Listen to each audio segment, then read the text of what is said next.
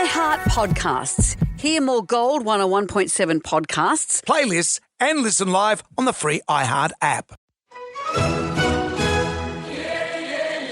It's Jonesy and Amanda's cutting room floor. It's Jonesy and Amanda's cutting room floor. And on the cutting room floor today. In the old days, when you left your job, there was a farewell party, wasn't there?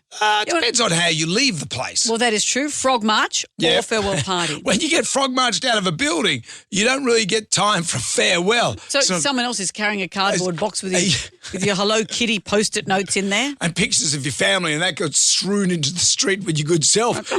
We catching up for drinks later? When I was working at Simon Townsend's Wonderworld, it was my first job, really, as a researcher, and I didn't realise the nature of the churn. Yeah.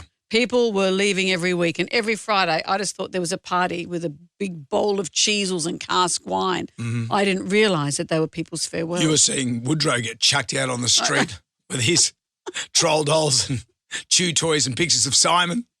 But these days, in the corporate world or in the factory, wherever you're working, on any job site, so many people are leaving. I don't think people afford farewells anymore. I've been reading about George Washington's farewell party. Ah. You forget that presidents and those big punces would have a big farewell party. He apparently was quite famous for propping up the bar at the Warren Tavern in Charlestown. Might explain the wooden teeth.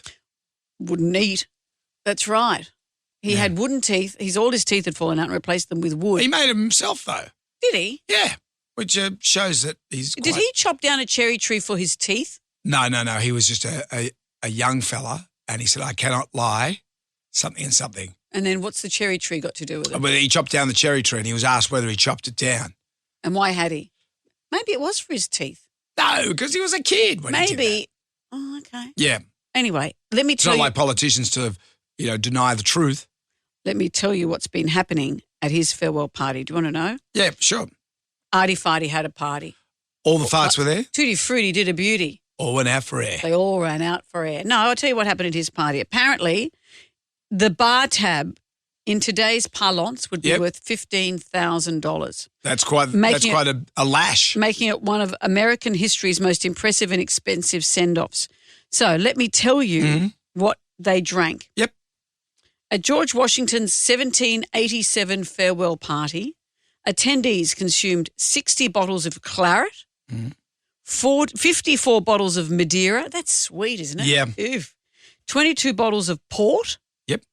8 bottles of whiskey. Ooh, yeah. 8 bottles of hard cider. Oh. 7 bowls of alcoholic punch. Yep.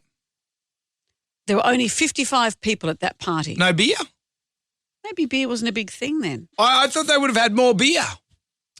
Well, look at the stuff they drank. You're looking at it and thinking whether you would have enjoyed it. You'd be saying, I wouldn't have the Madeira. No. When you break it down with all of that, that's more than 2 bottles of booze per person, and that doesn't count all of that punch, the 7 bowls of alcoholic punch. How many people? 55, you say? Yeah. I know you're doing the maths in your head, and you've had soirees that would drink a lot more than this. We had an engagement party, which you were privileged to be there. So privileged. Well, I was privileged to see you there at the engagement party because, when someone like you goes to a party, you bring the vibe and people were very happy to see you. I also brought the Madeira. But at the engagement party, I noticed that for some reason someone told me that the Blackfish or Great Northern is the beer that the kids drink.